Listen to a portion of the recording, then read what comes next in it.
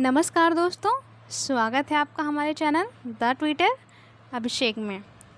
तो आज मैं आपको ये बताने वाली हूँ कि अगर आपने बीएड का फॉर्म फिल किया है तो आप काउंसलिंग कराएं या डायरेक्ट एडमिशन लें। तो आइए हम बात करते हैं इस पर कि काउंसलिंग कराएं या फिर डायरेक्ट एडमिशन लें।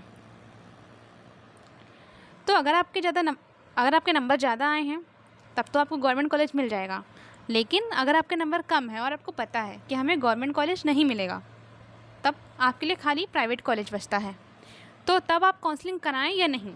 तो अगर आप मेरी सलाह माने तो काउंसलिंग मत कराइए, क्योंकि काउंसलिंग की फ़ीस है 750 और 5000 आपको और देने होंगे जब आप कॉलेज चूज़ करेंगे। तब इसमें 5000 जो है वो रिफ़ंड हो जाएगी। लेकिन अगर आपने प्राइवेट कॉलेज फिल किए या फिर गवर्नमेंट में उसमें फ़िल किए, अगर आपको कोई कॉलेज नहीं मिलता है तब ये फ़ीस आपको रिफ़ंड हो जाएगी। लेकिन अगर आपको कोई कॉलेज मिल गया और आपने एडमिशन नहीं लिया तो आपको फ़ीस रिफ़ंड नहीं होती है। और दूसरी चीज़ ये कि अगर आपको कॉलेज मिल गया और आपको एडमिशन लेना भी है तो आपको बीएड की पूरी फ़ीस, दोनों साल की फ़ीस जो है 51,200, ये पूरी एक साथ पे करनी होगी। आपने जो पहले 5,000 पे किए हैं वो इसमें माइनस हो जाएगा, लेकिन पूरी आपको एक साथ फ़ीस जमा करनी पड़ेगी। और इसके अलावा अगर आप डायरेक्ट एडमिशन लेते हैं किसी प्राइवेट कॉलेज में तो आपको ये फ़ीस आप किस्त में दे पाएंगे, यानी आप आधा आधा करके दे सकते हैं। अगर आप इसका आधा माने तो हम 25 या 26,000 एक साल का मान सकते हैं, तो उसको आप एक साथ दे सकते हैं, मतलब वो आधा हो जाएगा और 26 का भी आधा हो जाएगा। आप सेमेस्टर वाइज दे सकते हैं अलग अलग। ये हमें जो प्राइवेट कॉलेज होते हैं ये सुविधा में देते हैं।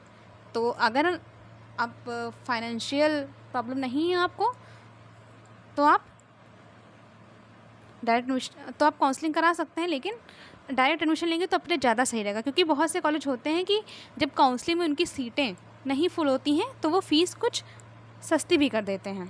तो इसलिए अगर आपको गवर्नमेंट कॉलेज नहीं मिल रहा है, नंबर कम है, तो आप वेट कीजिए और डायरेक्ट एडमिशन लीजिएगा। हाँ, आप ऐसा कर सकते हैं कि जहाँ आपने प्राइवेट कॉलेज में सोचा हो कि मुझे यहाँ एडमिशन लेना है, वहाँ पहले से बात कर सकते हैं टीचर से।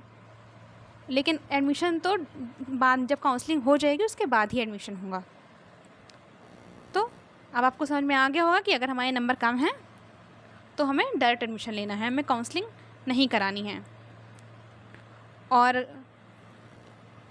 एक बात और है, अगर आपको गवर्नमेंट कॉलेज कहीं दूर मिल रहा है आपके घर से बाहर, तो आपका रहने खाने का जितना ये आपका खर्चा आएगा उतने में आप अपने घर की कहीं पास से अपना कोर्स बीएड कर सकते हैं, क्योंकि आप घर के पास में रहेंगे तो आपको जाने में आसानी होगी, जाने आने में। और उसके बाद आप कंपटीशन की तैयारी कर सकते हैं, क्योंकि आपको पता है आजकल बिना तैयारी किए जॉब मिलना बहुत ही मुश्किल है। खाली बीएड करने से आपको जॉब नहीं मिल जाएगी। तो इसलिए अगर आपको कहीं बहुत दूर मिल रहा हो कॉलेज कि आपका रहने खाने का अच्छा खासा वहाँ पे खर्चा लग जाएगा, तो आप पास में रह के प्राइवेट बीएड कर लीजिए, क्योंकि इसमें भी स्कॉलरशिप आ जाती है। अगर आप फॉर्म अच्छे से भरेंगे, कोई गलती नहीं करेंगे, तो स्कॉलरशिप बच्चों की आती है। तो आपके आधे से ज़्यादा फीस स्कॉलर आ जाएगी। और ऊपर से आपको आसानी भी होगी, आपको डेली जाना भी नहीं पड़ेगा प्राइवेट कॉलेज में।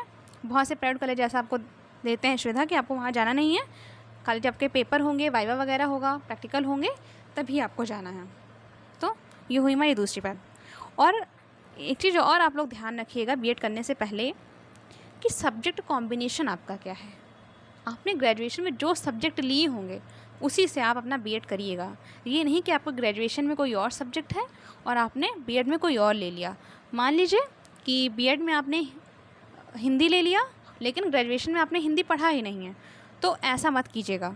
और हमेशा कॉम्बिनेशन बना के रखिएगा। कॉम्बिनेशन क्या होता है कि जैसे आप हिंदी के साथ संस्कृत का कॉम्बिनेशन होता है। मान लीजिए आपने हिंदी ग्रेजुएशन में पढ़ा है और संस्कृत नहीं पढ़ी है, लेकिन आप हिंदी से बीएड कर लेते हैं, तो आगे चल के आपको जो टीचिंग एग्ज़ाम है उससे बहुत दिक्कत होने वाली है, खासकर जो गवर्नमेंट एग्ज़ाम है, क्योंकि उसमें आप एलिजिबल नहीं माने जाएंगे, क्योंकि आपका सब्जेक्ट कॉम्बिनेशन नहीं है। तो इसलिए आप कॉम्बिनेशन पे ज़रूर ध्यान दीजिएगा। और अगर आपका कॉम्बिनेशन नहीं है तो आप यूपीआरटीयू यानी उत्तर प्रदेश राष्ट्रीय टंडन से सिंगल सब्जेक्ट ग्रेजुएशन करके अपना कॉम्बिनेशन बना सकते हैं। तो अगर उसके बारे में आपको कोई जानकारी चाहिए होगी तो आप बता दीजिएगा, मैं उसके बारे में आपको पूरी जानकारी दे दूँगी। और अगर मेरी वीडियो आपको यूज़फुल लगती है तो चैनल सब्सक्राइब कीजिए, लाइक, कमेंट और शेयर कीजिए। तो अब आपको समझ में आ गया होगा कि हमें डायरेक्ट एडमिशन लेना है अगर हमारे नंबर कम है। और सेकंड चीज़, अगर आप बीएड कर रहे हैं तो मैं टेट, सी-टेट, एस-टेट और टीजीटी इनकी भी तैयारी आप साथ में करते रहिए, क्योंकि आप सोचेंगे कि बीएड के बाद हम इसकी तैयारी करें तो फिर बहुत टाइम टेकिंग हो जाएगा। आप बीएड के साथ साथ ही, क्योंकि जो हमारा ये सी-टेट एग्ज़ाम है वो आप, अगर आपने बीएड में एडमिशन हो गया है तो आप दे सकते हैं। तो जब आप बीएड में एडमिशन ले लें तो आप सी-टेट की तैयारी शुरू कर दीजिएगा। तो ठीक है, आज के लिए इस वीडियो में इतना ही। मिलते हैं नेक्स्ट वीडियो में। Thank you so much.